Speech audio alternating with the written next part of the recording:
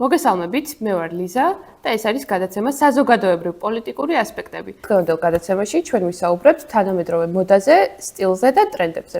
დღეს ჩემი სტუმარია ყველაზე გამორჩეული, დახვეწილი და მოდური მოდის ექსპერტი დალი ჩიტალაძე. გამარჯობა დალი, მადლობა სტუმრობისთვის. გამარჯობა ლიზა, გამარჯობა. და მინდა მოგილოცო, ეს ძალიან საპასუხისმგებლო პროფესია გაქვს, ეს არის ჟურნალისტი, თამით უმეტეს თუ მოდი ჟურნალისტობა გინდა, ეს კიდე ძალიან იშვიათი პროფესია და საქართველოში ბევრი არ არის, არ აშუქებს და ძალიან კარგი რომ მინდა რომ ეს ტენდენცია წამოწიო. ძალიან კარგი, გჭირდება და საერთოდ მოდის ინდუსტრია საქართველოში ეს ბოლო წლებია ცოტა მოვიკოჭლებთ, იმიტომ რომ აღარ გვაქვს მოდის კვირეულები, იმიტომ რომ მოდის კვირეულები არის ერთ-ერთი მთავარი ბირთვი, რომელიც ამ სფეროს ანვითარებს. ეს არის მოდის კვირეულებზე ჩართული არა მარტო დიზაინერები და არამედ აი სულ ყველა მხატვარიდან დაწყებული მოდელი, მეიქაპ არტისტები, კერავები, ფეხსაცმლის გინდა კაბის, ყველაფერი, ქსოვილების იმისა, რა ქვია, იმპორტი, ექსპორტი, ყველაფერი, მთელი ინდუსტრია. და ეს ძალიან გვაკლია და იმედია აღდგება ეს სფერო და უფრო მეტი განვითარება ექნება საქართველოს, იმიტომ რომ სოფლიო უკვე სხვა რელსებზე დგას და სხვანაირად მიდის და ვითარდება. ჩემთვის კომპეტენტური სტუმარი ხარ ახლა შენ ყველაზე მეტად, იმიტომ რომ ხშირად მოგზაურობ როგორც ვიცი. კი, მოგზაურობ ფესტივალების სხვადასხვა მოდის კვირეულებს, ამის გარეშე არ შეიძლება. იმიტომ რომ დღეს საერთოდ ადამიანი უნდა იყოს კოსმოპოლიტანი, არ უნდა იფარგლებოდეს რაღაცა ჩარჩოებში. არ შეიძლება დღეს ადამიანი და საერთოდ განვითარება რაღაცა ჩარჩოებში მოახდინო. დალი, როგორ შეაფასებდი დღევანდელ მოდის კვირეულებს საქართველოში და მერე გლობალურად მსოფლიოში? მე როგორც გითხარით, დღესდღეობით არა გვაქვს მოდის კვირეული, გაგიმეორე. და ზუსტად ამას ვიძახი, რომ ეს აუცილებელი ფაქტორია, რომ განვითარდეს ჩვენი ინდუსტრია, იმიტომ რომ რაღაცა რამოდენიმე წლის წინ, ზუსტად გეტყვით, 4 წლის წინ, როცა ეს ყველაფერი ხდებოდა, ჩვეულ რეჟიმში წელიწადში 2-ჯერ, ეს ძალიან ბევრი დიზაინერი გამოჩნდა, ძალიან ნიჭიერი, ძალიან რაც მეტი დიზაინერი ეყოლება საქართველოს და საერთოდ ქვეყანას, მით უფრო ვითარდება ეს ინდუსტრია. მე ვიძახი, მეტი სამუშაო ადგილები, ნახე, მეტი, რასაც ქვია ეს პროფესია, კარგი მკერავი, აი ხო გეუბნები, დეფიციტია დღეს საქართველოში, იმიტომ რომ აღარავის უნდა, იმიტომ რომ არ ხდება, ბევრი მოთხოვნა აღარ არის. გადასულები არიან რაღაც ინდივიდუალურ კერვაზე და ხო გეუბნები, აი არ ვითარდება ახალი, იმიტომ რომ რაც ვინც ყავს ჩვენ საკმაოდ წარმატებული ქართველი დიზაინერი, მათ უკვე აქვთ თავიანთი ბიზნესი შექმნილი და საკმაოდ კარგად ვითარდებიან, მაგრამ ჩვენ გვჭირდება სიახლეები, ჩვენ გვჭირდება ახალი დიზაინერები, ახალგაზრდები, რომ მეტი ნიჭიერება და მეტი საშუალება ქონდეთ, რომ თავისი თავი აჩვენონ, გამოხატონ, ხო, მოემზადონ წელიწადში 2-ჯერ ეს კოლექციების შექმნა.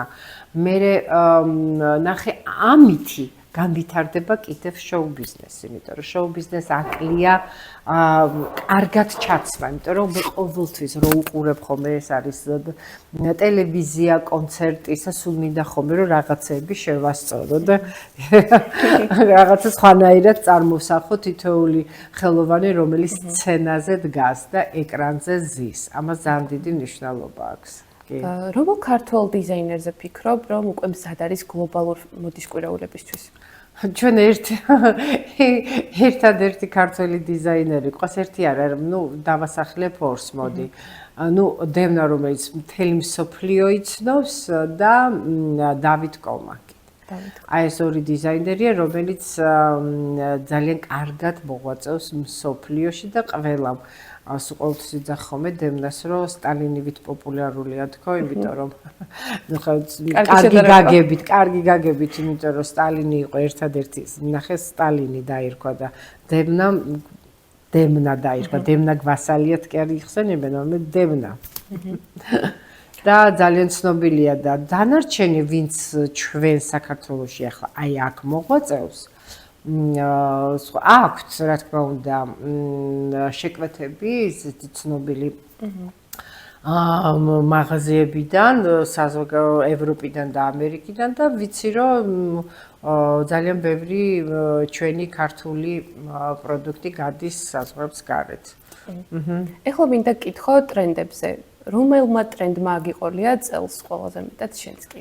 არა, მე ტრენდები ვერ მიყოლიებ, მე იმათ ვიყოლიებ ჩემთვის, საერთოდ ესე უნდა იყოს. რა თქმა უნდა. ტრენდმა არის, რაც დაისახება ხოლმე, ტრენდი უნდა მოირგო შენ და არა იმას მოერგო შენ. ინდივიდუალურად. ინდივიდუალურია და მით უმეტეს 21 საუკუნეში, თამით უმეტეს ბოლო 10 წელში მოდა გახდა ძალიან ლიბერალური, ამიტომ უნდა მოიხდინო ის და უნდა ჩაიცვა ის, რაც შეგიხდება და სტილი, რასაც ქვია სტილი. ნახე, მოდი გავყოფ ტრენდი და სტილი. ტრენდი სხვა რამეა, ტრენდი არის წელს და ხვალ შეიძლება აღარ მოგეწონოს, მაგრამ სტილი არის უკვდავი, როგორც არსებობს კლასიკური, არსებობს შანელის სტილი, სან ლორანის სტილი, დიორის სტილი. და არსებობს უკვე დემნა სტილი.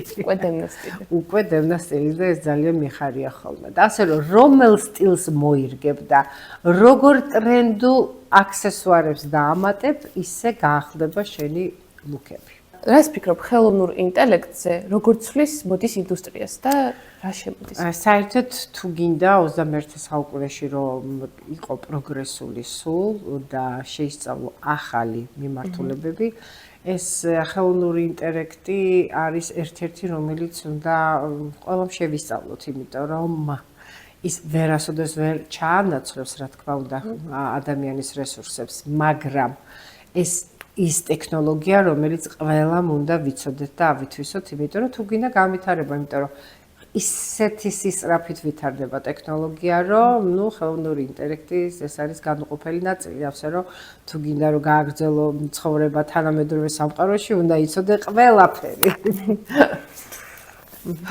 რა არის ყველაზე მცდარი მითი მოდის ინდუსტრიაზე?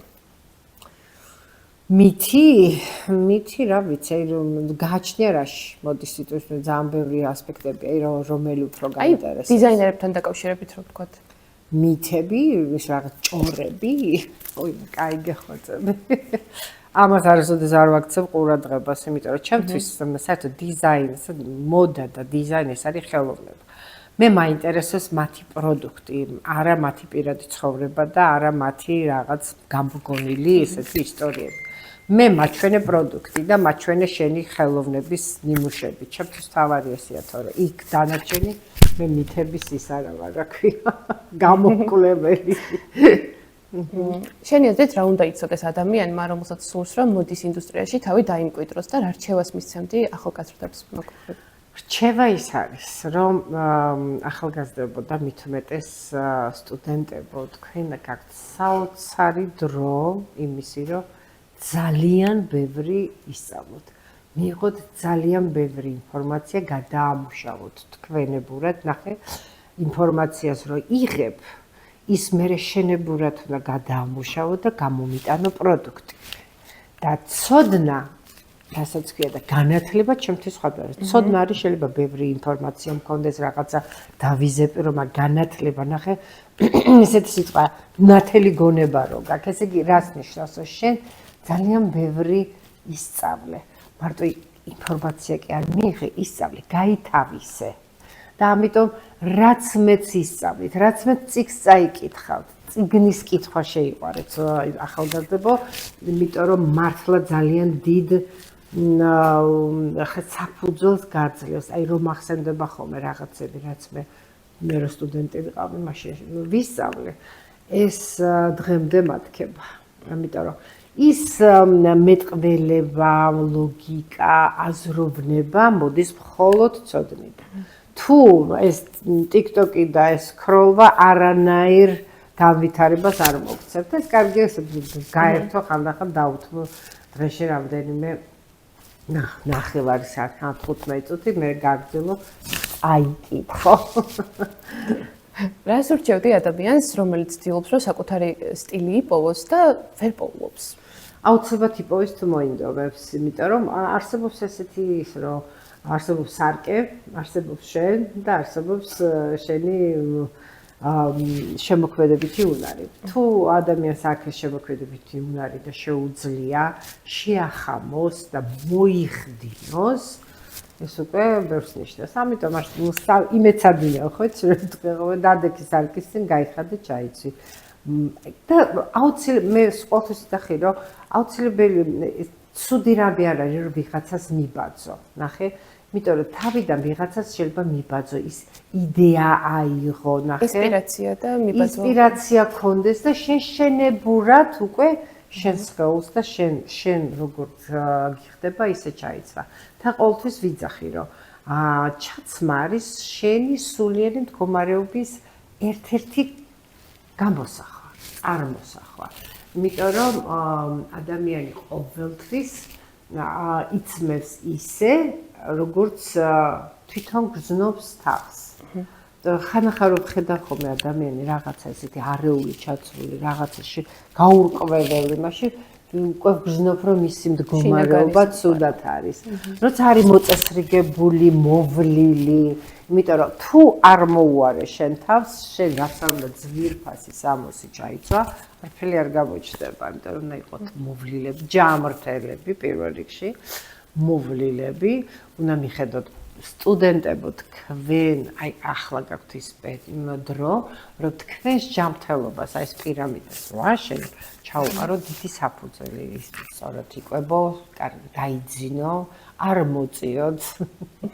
სულ მაგაზე ხოცები ხოლმე, არ მოწიოთ და ვიყოთ ჯანსაღები. ალკოჰოლს ნუ მიეტანებით, ხო? დანარჩენი ვიყავით ჯანმრთელები, იმიტომ რომ თუ გინდათ რომ მე მიყვარს ხოლმე ეს ანდაზების ლაპარაკი, მაგრამ თან ის არის, რა ქვია.